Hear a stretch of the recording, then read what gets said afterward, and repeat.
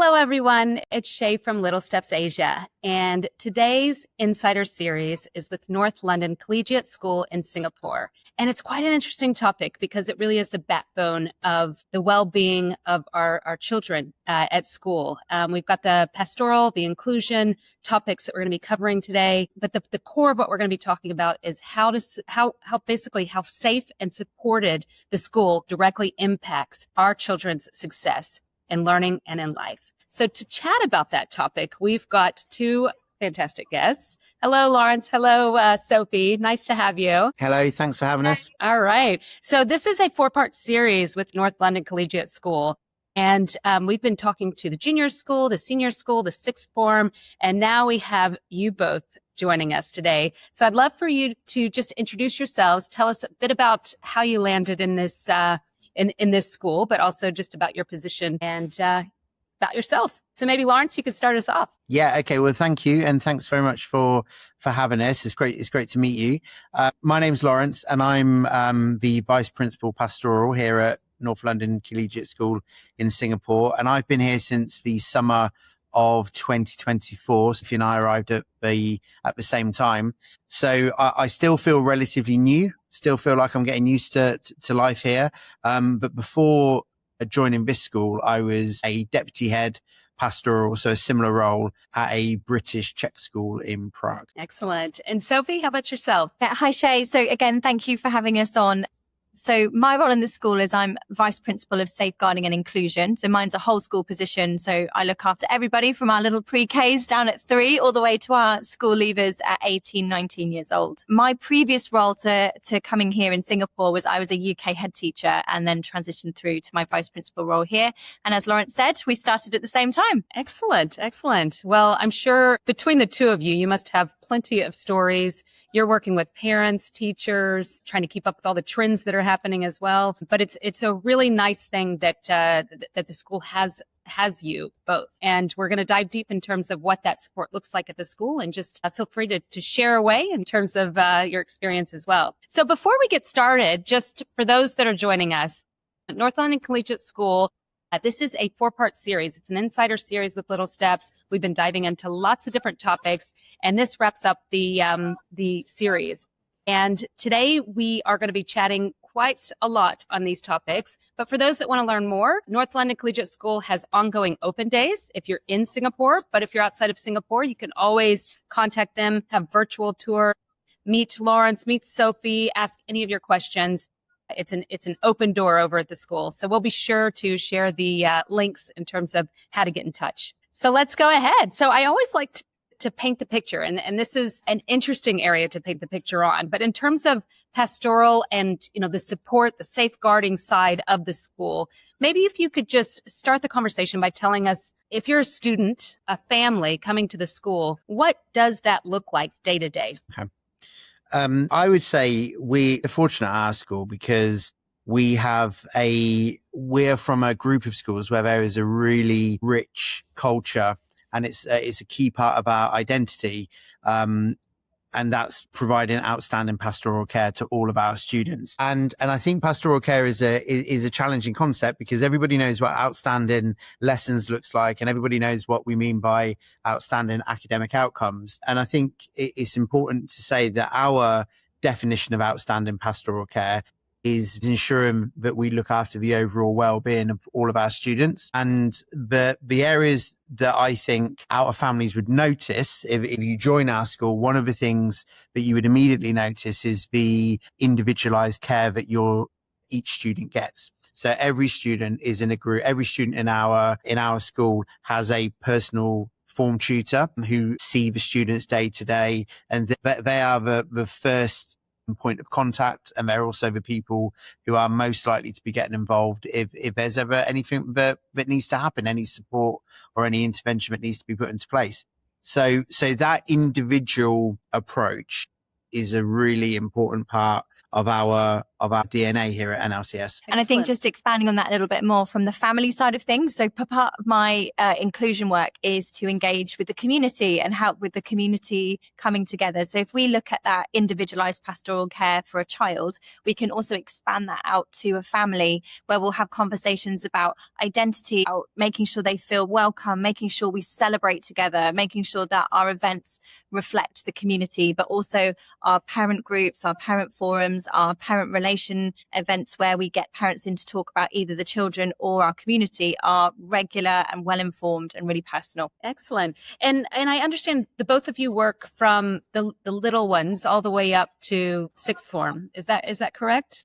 So that pastoral care is focused throughout the whole school. Yeah, absolutely. I mean, Sophie has a lot more direct, does a lot more direct work with our junior school than I do on a day-to-day basis. But we are part of the pastoral system begins in the junior school and builds up from there. So the sort of fundamental building blocks of our pastoral system begin when students are very, very, very, very young, and goes all the way up to when they're in the sixth form. And it's really based around us seeing every student as an individual, us supporting every student as an individual, of course, within the context of a wider school community and a wider way of doing things. But for us, it's that individualized care that's really important, because we think that our students are entitled to be looked after and known and noticed and supported in a really individual way. So one of the big trends that we're seeing, and we're certainly seeing this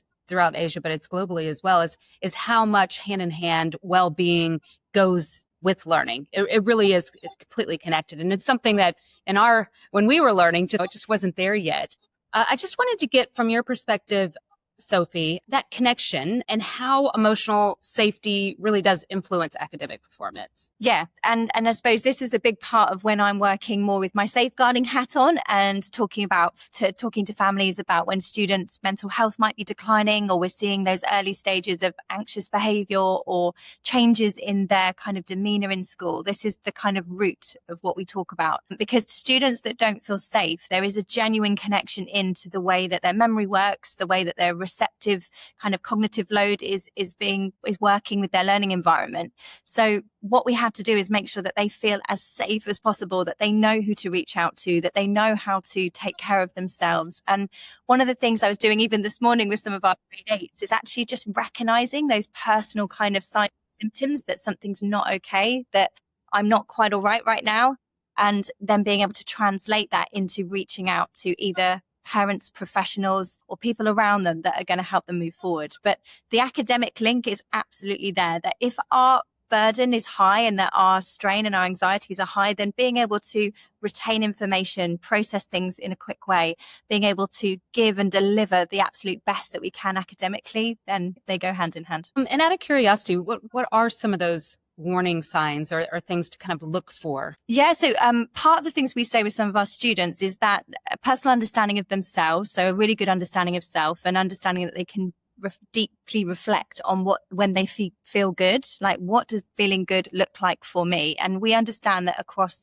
all the different kind of age groups and culture groups in the school, that's going to be personal. And that's where Lawrence's individual care comes in, is we need to know what a good day looks like for each of our students. And we need to know what interests and passions they have, because then we can spot when perhaps they're stepping away from those things, or, we're not seeing them engage in the same way that they normally do. So when we then look at a child's individual case, we say, how does good feel to you? And recognize that. And then understanding that when that might decline or when that might change or changes in themselves. Now, alongside that, we also then tell them to look out for signs that perhaps they're carrying more than they should. We talk about caring without carrying. So we can care for people around us. We can care about, the teams we're part of. We can care about our best friends, but we try not to carry their worries with us too. So we talk about letting go of that. So we say, like, for example, if you're feeling worried about somebody else's welfare or responsible for somebody else's welfare, being that person who's checking in that morning and things, there's a sign that you need to talk to somebody else. Or if you're feeling personally that you're worried about keeping a secret for somebody else, there's a sign that perhaps perhaps you need to then reach out to someone. So we teach our students those kind of personal look at yourself and think about those signs and symptoms that maybe you're caring, but also carrying something else with you. I wish we had these tools when we were young. I'm always taking notes. So I wanted to look at the term pastoral care. Obviously, it's a broad term. You see it on websites, you see it in communication, and it's a new term. I just wanted, Lawrence, if you could maybe break down what pastoral care, what it is and what it looks like in practice specifically at this school. I'll try and give you a concise answer to this, because I think lots of people will answer this question in different ways. And you could fill a 3 or 4 hour podcast on exactly what pastoral care means and how it varies between different age groups and different settings and all the rest of it. I think what I would say is that pastoral care, there are fundamental bits of pastoral care for us. So one element is that everybody in our school is important. Everybody, we talk a lot about in our school, everybody matters. And for us, it's completely central to our approach that every student in our school is known. And by that, we mean that the adults working around them understand what those students understand, them, their background, their aspirations, and the journey that they are on. Because we know that in any school, people are moving in different directions at different paces, and everyone is running their own race. And we think our pastoral approach reflects that. So for us, that's very important, because it can sound quite basic to say, every child is known, but actually from our perspective, what it actually means is that we don't just understand our students, but we then intervene and work with them according to what we understand about them. And as a result, I think when you can achieve that, and we try and achieve that by making sure that there is a consistency in terms of our students working with their tutors or their teachers for a sustained period of time. So that, and then those adults become far better and far more attuned and far more effective at noticing when something might not be working. And that can, as Sophie was saying a minute ago, that can manifest itself in all sorts of different ways. It can, when a student needs support, it may reveal itself through their work. They might not be doing their work as well as they were, or they might be doing too much work. They might be becoming getting into perfectionism. They might be withdrawn. There might be all sorts of things that are happening. And if you know somebody and if you understand somebody, then you're much better at intervening and recognizing when there are problems. So I think that's important. I think we see pastoral care as being, confronting issues that need to be confronted. A big part of pastoral care, and a big part of where pastoral care and well-being intersect, I think, is to help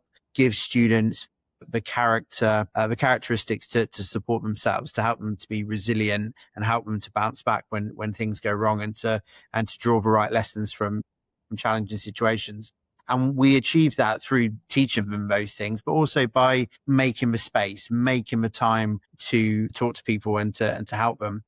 Schools are really, really busy places. We have made a decision that in our school, say in the senior school, for example, every tutor group in our middle school and upper school has 2 tutors. And we have made a decision that our tutors and our heads of grade move with our groups as they progress through the school. And the reason why we made that decision is because we think that consistency and continuity leads to better relationships. And for us, relationships are such an integral part of our pastoral care, because if those things are lacking, then we can't deliver the kind of care that we want to.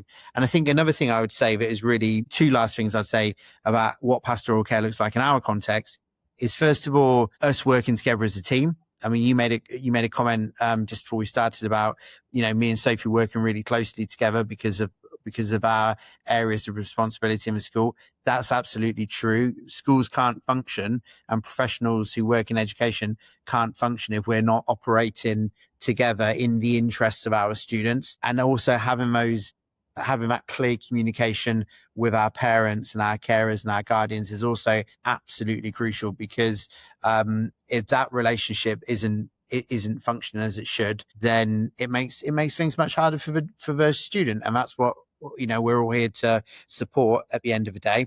And the last thing I'd say is we want in a complicated human environment like a school, all of our students will have different identities. Those identities can be based on things like the languages they speak, the countries they've lived in, the grade they're in, the house they're in. And what we try and do is we try and create a system where the identities they have at school are seen and recognized and celebrated. And Sophie's already alluded to that through our community events and things like that. That's one side of forwarding that agenda. But also we want our students to feel like they belong, whether it's in their tutor group, in their grade, in their house, and more broadly in our school. And the way that we do that is by talking about it a lot, by having nice things happening around those things. So for us, I would say that's the tip of the iceberg in terms of what pastoral care means here. Excellent. Well, thank you for breaking it down. I did have a question. You mentioned the tutors. So I'm not quite familiar with that. Must be something special at North London Collegiate School. Can you just tell us a little bit more about the tutors and what their role is? Yeah. So when I talk about tutors, I mean, we have sort of slightly different names for them in different parts of the school. So like in the junior school, we would be talking about our homeroom teachers, and those are the people who our students spend the most time with during the day. And as they progress through the junior school and they begin to have more specialized lessons that might be taught by different teachers, then gradually they move to our system in the senior school, where they spend the first half an hour each morning in their tutor group, and their tutor is their pastoral point of contact. Okay.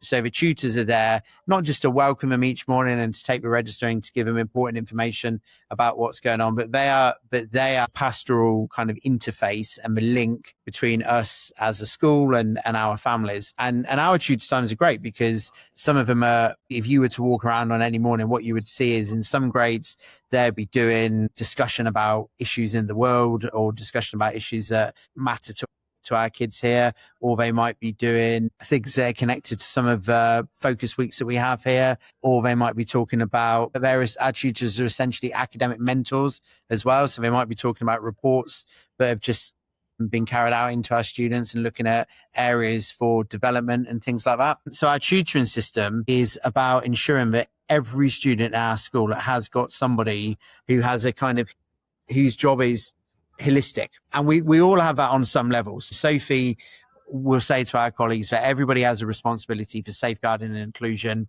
in the same way that we all have a responsibility for our students' and academic excellence. But the tutors have that kind of, they have the holistic responsibility for the people in their care. And in each of our tutor groups, there'll be about, there's 2 tutors usually for about up to 22 students or something like that. So it's very focused on those individualized relationships. When we train on board the tutor team, the best way we call it is you become the children's champion. Like you are the one that knows they're in the school play, they're in the soccer team, they're doing so well in this project.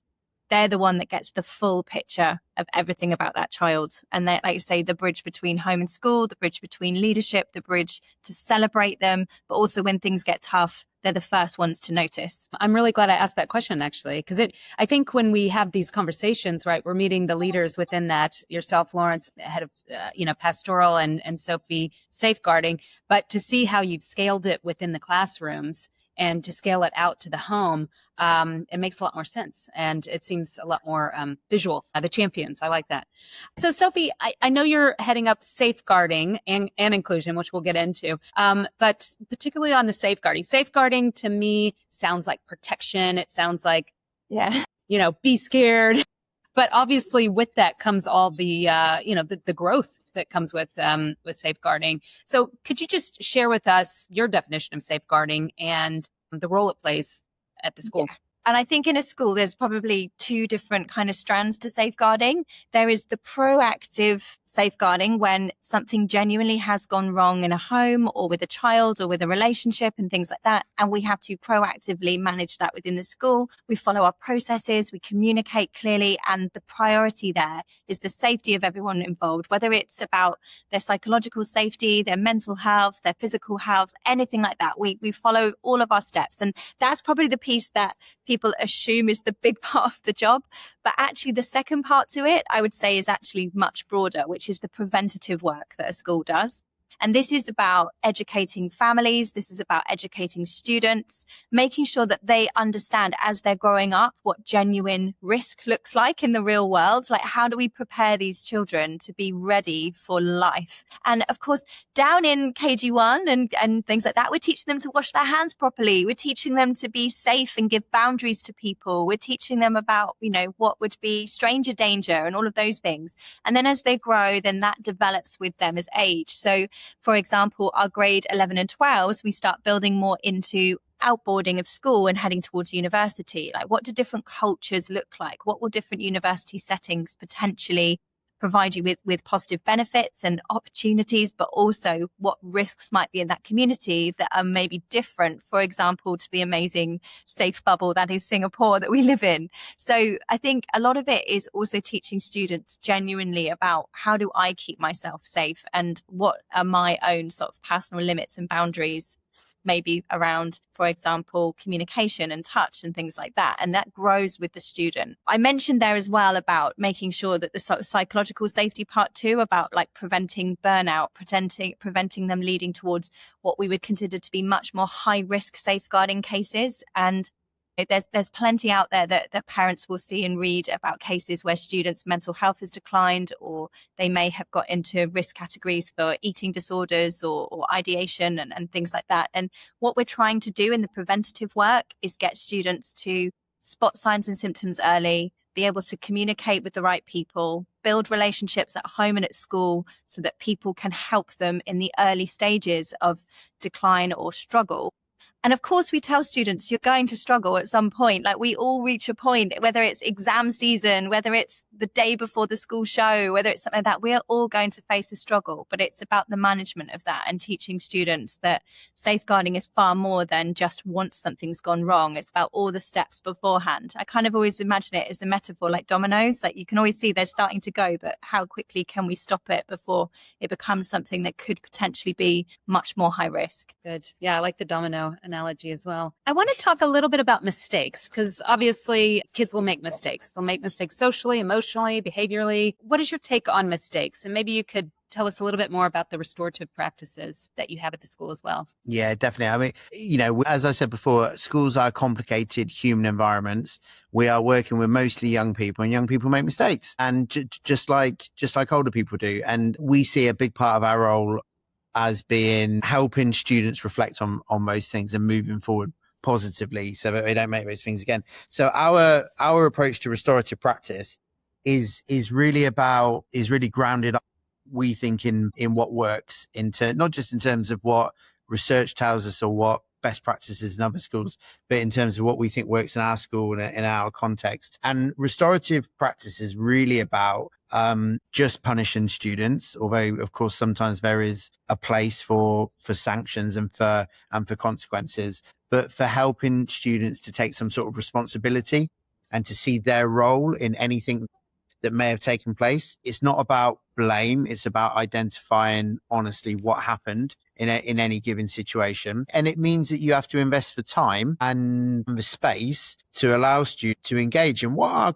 sometimes quite complex conversations with other students and with adults, so that they can start to try and take some accountability for choices that they've made, and to think about the consequences of the choices they have made, and think about other choices that may have been more constructive. So we do spend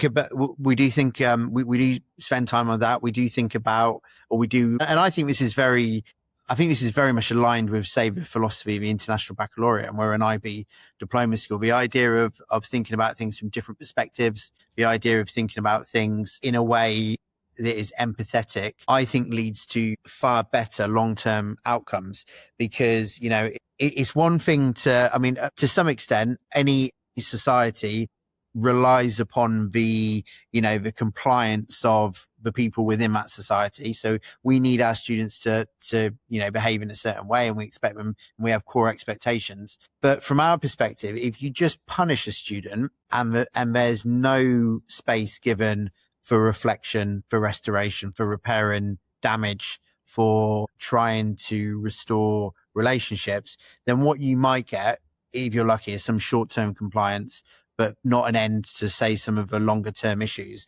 Whereas restorative approaches are in line with helping our students to take responsibility over the long term and to recognize their agency and their accountability and their responsibility for every interaction that they have in their life. And we think that leads to it's a big part of our mission as a school and as a group is to try to develop people, like young people, who become conscientious, kind and productive members of society. And we think that restorative practice gives us the tools and the language to best achieve those things. The compassion, the kindness, I completely agree on the IB side of things. It's amazing when you see the end results from these children. I want to switch gear. Parents, obviously, I'm a parent myself. Again, we can get in the way and we can be helpful, but at the core, we all want the same thing, right? We want to help our children. When the children face setbacks, and they all will, like we talked about, mistakes, bigger setbacks, let's say, and the parents obviously want to get involved, they want to help, but they don't know how. I'm just curious to get a little bit more insight, and Sophie, maybe you can lead on this, about how you direct parents and what practical advice you might have in that area. Yeah, and I'll try and translate this to as many age phases as possible, because there's quite a nuance between a delightful 4-year-old and a high-flying 18-year-old dealing with these things. But what we will do is we'll sort of break it down into some more of the simplicity aspects about being as aligned as possible with school. So I think part of the restorative work that Laurence was talking about is also, like, when we translate this to families, we get their understanding on the case as well. We get their understanding of what's happened, whether there's any external factors that are also playing a part in any of this, and how we can restore fully. One of the ways that we do the kind of restorative piece is we use this kind of concentric circles model, where we talk to the child about who's affected and genuinely who's affected. And it gets broader and broader and broader. And, they might say the person that they had an altercation with is right at the center of that. And maybe their best friend who had to speak up and speak out and say something. And then they might say, our teachers and things. And then quite often in the wider circle, they might say, for example, me and Mr Baxter, because we had to have a meeting with them and give up our time. But children generally being able to see the impact of something that they've done is a big part of that. So that's a really kind of, I suppose, like top tip of asking parents, of rather than them just saying, oh, I'm going to say sorry to that person, but go like, what's the bigger impact here? Like trying to break it down and say like, and why was that person impacted? What did they give to this situation? What did they give up, or what did they have to do to help? Another piece that I sort of recommend, I sometimes give, I'm a parent too, and I'm not perfect, in any shape or form. I'm always asking for advice from other people too. But there's a point at which, when a student has made a mistake, or they're at a point of really feeling either that guilt or anxiety or something around it, and we make a decision in our heads between sympathy or solutions. And in that moment, do I need to give this child sympathy right now? Do they just need whatever a hug looks like in your family? And do they just need someone to just hold them for a second, or hear them out for a second, or just let them rage for a moment and let all the feelings out and let the sympathy take action before we offer any solution? Because I think as a parent, particularly when it's a school environment and you're thinking about, oh gosh, I'm going to have a meeting with the head of year and I'm going to do that. And instantly we start moving towards solutions. I think we're solution focused people, that we want to make our child have the best possible outcome. We want them to have the best possible journey through school. But sometimes taking a breath first and just let them either hug it out, cry it out, scream it out, tell you every part of the story that's whizzing through their heads, draw lots of pictures of what happened with our young students. Sometimes I say, let them just draw and scribble and do that while you're talking, and let all of that emotion play out first before you go into solution mode. So hard to do though, isn't it? It's hard, for sure. It really is innate. You're just always wanting to fix. I have a 5-year-old and I don't always do, I do my best to, but I try to. But I like the simplicity of it. It's just an easy one to kind of take home and remember. So in terms of, obviously we're very protective of our children as well, aren't we, the parents? And there is that, do we jump in and intervene? Do we get involved with the school? So I just wanted to get your take on advice to parents, advocating for their children versus stepping back, letting the school handle it or the child handle it, in regards to resilience and independence.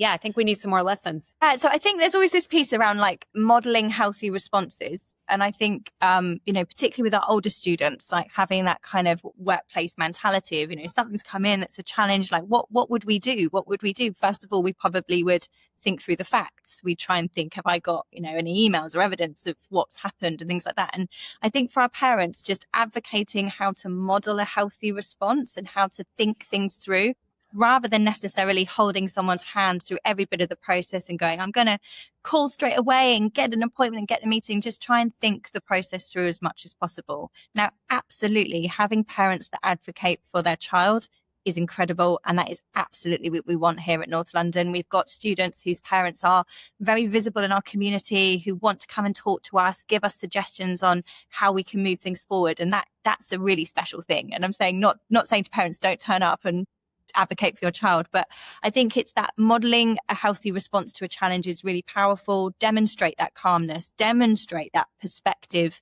demonstrate kind of that self-compassion of like, okay, this is my mistake. And okay, how can we move forward with that? And what do I see as a good solution? Because there's something really powerful about a student then coming to that first meeting after they've had a bit of time to stop and think and a bit of pause and reflection to come forward and go, okay, I really realized this didn't go so well, but this would really help me. There's something really powerful in that empowerment of a young person when mistakes have happened. And if parents can hold their hands through that, it's going to, like Laurence said, give them a much better longer term journey of like, okay, I managed that once myself. I know how I can step forward with this. Good. Laurence, Did you have something to add on there?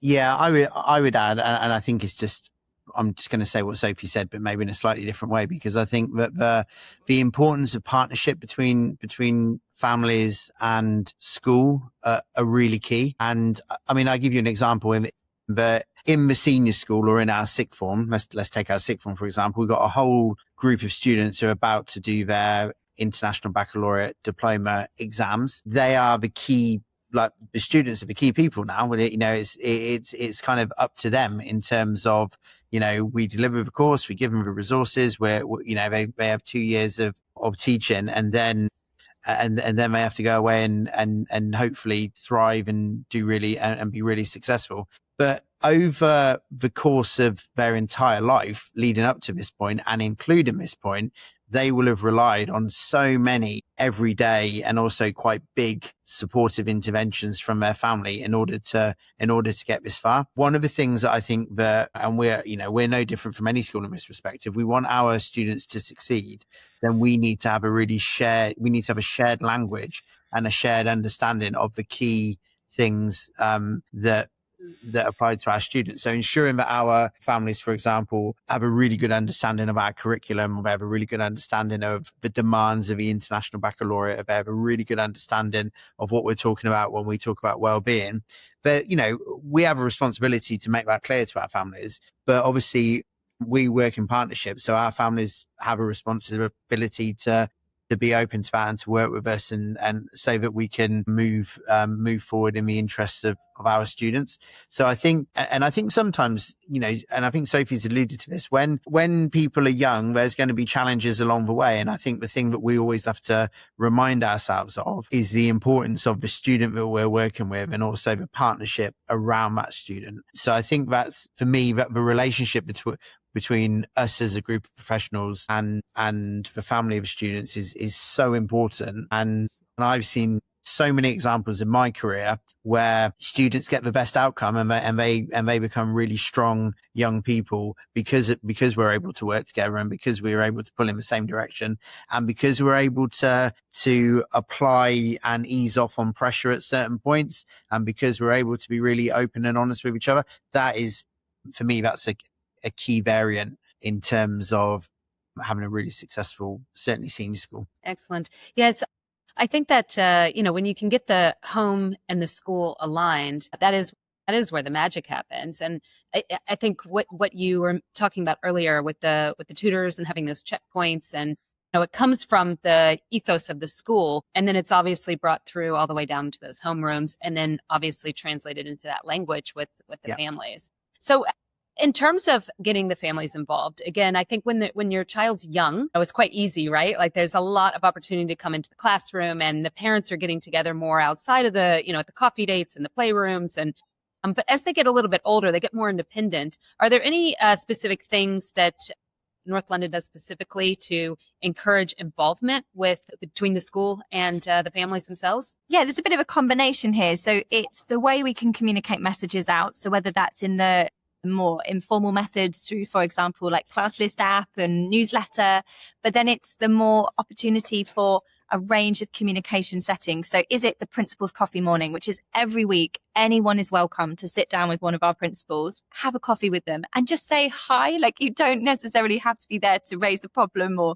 do that, just to get to know them. Because, the more human the school environment is, the much easier it is when something does go wrong. It's the idea that when we do, for example, our cultural events, so we've just had our community iftar. We have our international food festival. We form committees of members of the community who work together with a lady called Kate Greening, who's our fantastic events lead and community engagement director, who will get to know them and understand, like, okay, this is something that you're really interested in. This is the kind of network that we can build within our parents. And then part of it, I suppose, is also just understanding that in the transience of an international environment, how can we make sure that always new parents get the best out of the school? So Lawrence works really hard, as well as the junior school pastoral team, to make sure that when that onboarding process happens, so say they arrive in January, you're mid-year, like how are we making sure those parents feel just as welcome as everybody who started in August? And it's that total like individualized approach of like, okay, we've got a whole new group of families that we need to make feel that this is a safe space for them. This is a home for them. And, as I say, it could be a very gentle coffee with the principals up to, a much more kind of formal leading a committee for one of our amazing events like the Deepavali celebrations, for example. Okay. I wanted to dive into a little bit more about stress. Obviously, Singapore, Hong Kong, a lot of these countries get a lot of movement, right? There's a lot of expats that are moving, for example, between some kids are coming in their final years of school into this, sixth form, quite stressful. And like you said, these new family initiatives and that kind of stuff. But stress is inevitable. And I just wanted to talk a little bit about how the school handles academic stress.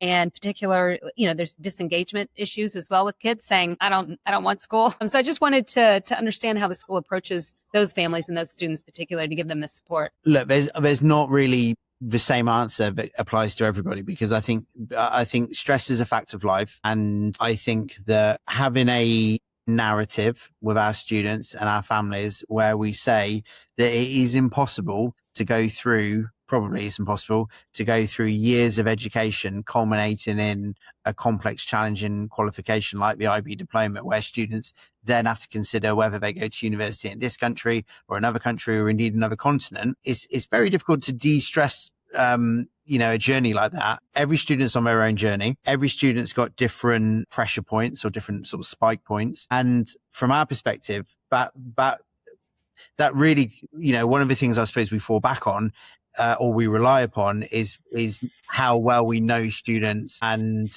therefore being able to respond in a way that is going to have a meaningful outcome. Because what we don't want is stress to turn into longer term health issues. So therefore being able to intervene and being able to work with families and being able to help students navigate points of stress is for me always the starting point, because sometimes there are things we can do to take stress away, but most of the time I don't think we can. I think most of the time stress is there for a reason. Work is stressful. Being academically aspirational is stressful. Learning every day, sometimes in your second or third language, at times is very challenging and can lead to stress. What we need to do is we need to work with our students and families and work out whether there are, within all of that, factors or variables that we can control, because we can't control things like when work has to be, when final deadlines are and when exams are and things like that.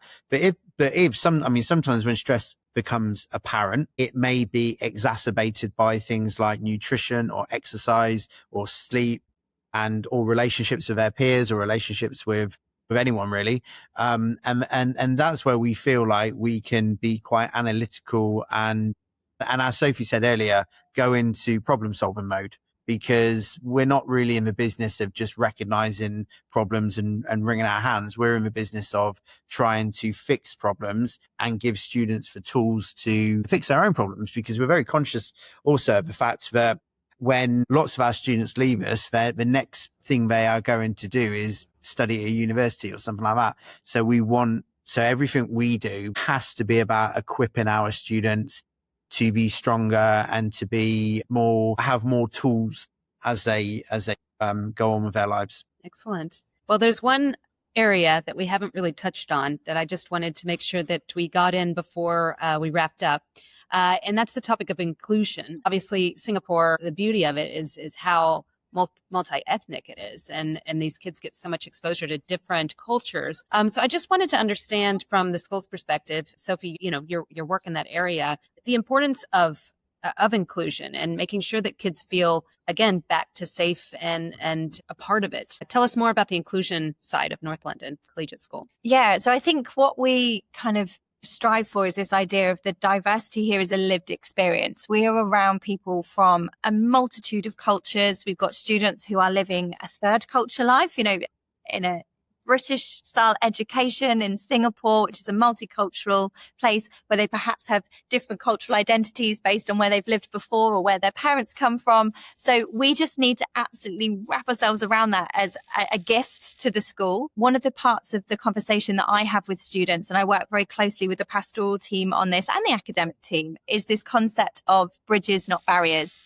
that we want to create cultural bridges between us and the wider community at all times. So we want to make sure that the way that we have daily interactions, the way we greet people, the way that we understand how different things will pressure different people and different outcomes look different for different individuals. It's all about forming bridges and connections. When we talk about maybe times, we mentioned mistakes earlier, when we might put a barrier up between us and someone because we don't understand them or we haven't asked the questions. And we teach that genuine cultural curiosity and asking questions is a good thing. For example, we are currently during Ramadan talking to students about what fasting means, and members of our Islamic community are coming forward and talking about what fasting is all about and what that truly means to them. And we make sure then that's reflected in tutor interactions or assembly opportunities, but on a much more personal level, just in friendship groups and new students arriving in school. Like, what dialogue are we having with them to make sure that they've got this concept of we build bridges with as many people as we can?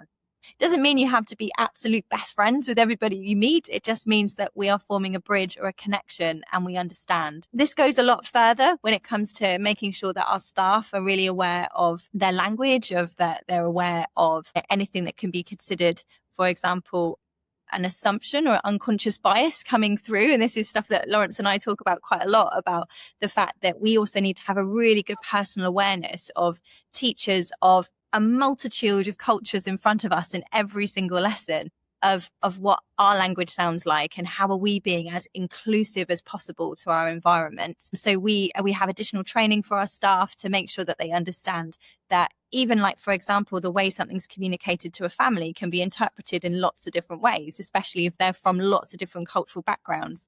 And most of parents' understanding of schools is based on their own education. And for us, our parents have been educated in multitude of continents and countries worldwide. So it's just trying to make sure that they understand this is the North London journey. This is what, for example, restorative practice looks like here. This is what our communication looks like, and kind of taking them on that journey, but also being open to hearing their ideas, their suggestions, like what will work best within their community. And I suppose it helps our students and our families to build confidence in navigating the unfamiliar and do that in a way that's respectful and do that in a way that's curious. Like the curiosity. That's another one of the IB terms, isn't it? Yeah, for sure.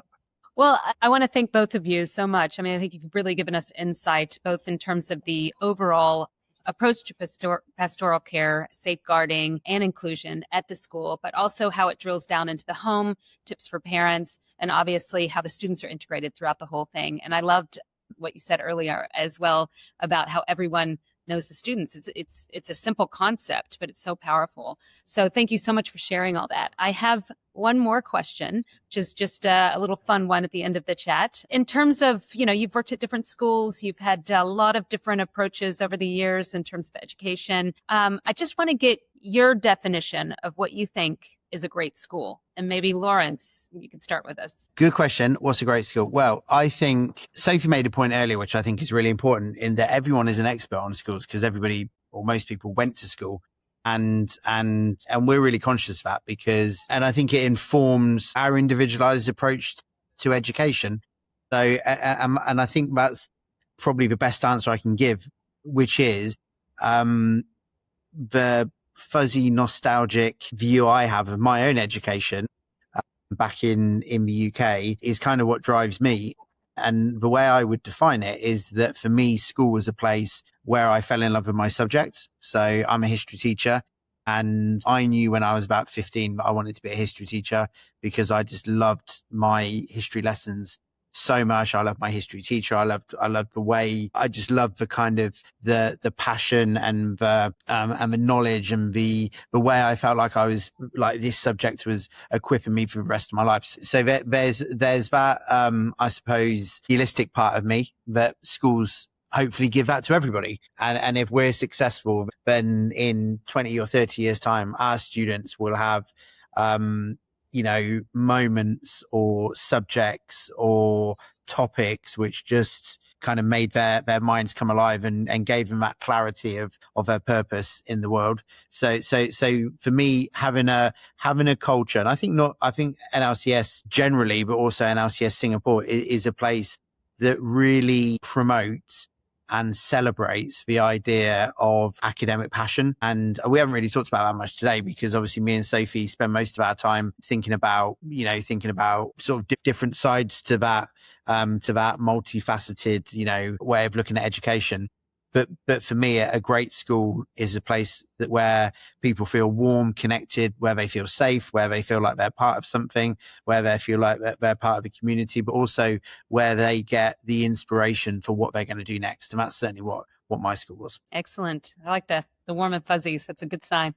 And Sophie, what's your definition of a great school? So I think the words that come into my head straight away is this idea of belonging in a setting, and that there is opportunity for everyone that's kind of limitless. I think the best schools and environments I've been in that doesn't cap people based on initial presumptions or sort of their initial kind of first year at the school. Maybe they struggled to settle in and they didn't necessarily flourish in exactly the way they had in their last school and things like that. And I think that the way here at North London, they phrase that is this idea of floors, not ceilings. And you just kind of raise the bar for each individual, and you keep pushing them up. You don't cap them with a ceiling. You just say that the opportunities are limitless. And I think here, when you look at the breadth of what these students are engaging in academically through our enrichment program, through their leadership opportunities and things, these students are remarkable. But I think they're remarkable because they're not limited. They're told you can. And that just, the best schools I've been in, then it's an absolute can-do environment. We will absolutely do everything to help keep raising it up for you rather than capping or saying no. Another good thing to remember. So I want to thank you both so much for joining Little Steps Insider Series today. We've discussed a lot of interesting things, not just about the school, but genuine tips to take home for families. So really appreciate the insights. And it's great to see how much the school cares and integrates the family and the kids within the environment. So thank you for sharing. And for everyone else, we'll see you next time on the next Little Steps Insider Series. See you later. Thank you, Shea. Thank you. Bye-bye.